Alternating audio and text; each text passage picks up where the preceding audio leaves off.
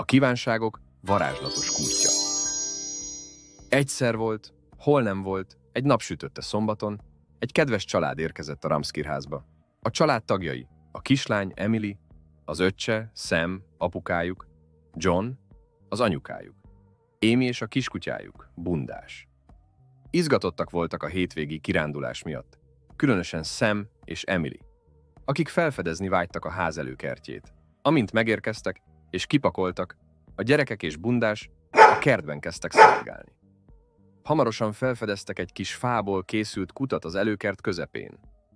Emily lehajolt, hogy jobban szemügyre vegye, és akkor észrevette, hogy a kút oldalára egy régi felirat van faragva. Dobj egy követ a kútba, és kívánj egyet! Nézd csak, Sam, ez egy kívánságkút, mondta Emily izgatottan. Anyu, apu, kívánhatunk valamit? Amy mosolyogva figyelte a gyerekeit. Mi lenne, ha kipróbálnátok? Talán teljesül is. Sam és Emily rögtön nekiálltak köveket keresni. Amikor megtalálták a megfelelő kavicsokat, Emily tette meg az első kívánságot. Azt kívánom, hogy egy nagy fagylalt várjon rám ebéd után. Sam is izgatottan dobta be a kövét a kútba, és halkan súgta a kívánságát. Azt kívánom, hogy holnap az állatkertben egy csodás kalandban legyen részünk. Amikor Emily és Sam beledobták a kavicsaikat a kútba, furcsa dolog történt.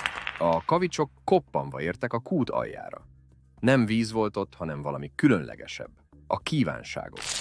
A kút mélyén varázslatos erők lapultak, amelyek minden kívánságot életre kelthettek. Olyan, mintha a kívánságok laknának a kútban. Suttogta Emily. Sam boldogan nézett a kútba, tudva, hogy a kívánsága valóra válik a következő napon. A gyerekek boldogan szaladtak vissza anyuhoz és apuhoz, izgatottan várva, vajon valóra válik-e, amit kívántak. Másnap a család elindult a Yorkshire-i állatkertbe. Ahogy beléptek, Bundás boldogan szaladgált, Emily azonnal észrevett egy fagylaltos kocsit, ahol a világ legnagyobb fagyját kapták meg. De Sam volt az, aki különös figyelmet kapott. A parkban egy különleges bemutató volt, ahol kis állatokkal lehetett találkozni. Sam nem csak, hogy közvetlenül megérinthette az állatokat, de az egyik gondozó megengedte neki, hogy vezesse az egyik kis szurikátát a bemutatón. Ez egy igazi kaland, suttogta Sam, és boldogan nézett a családjára.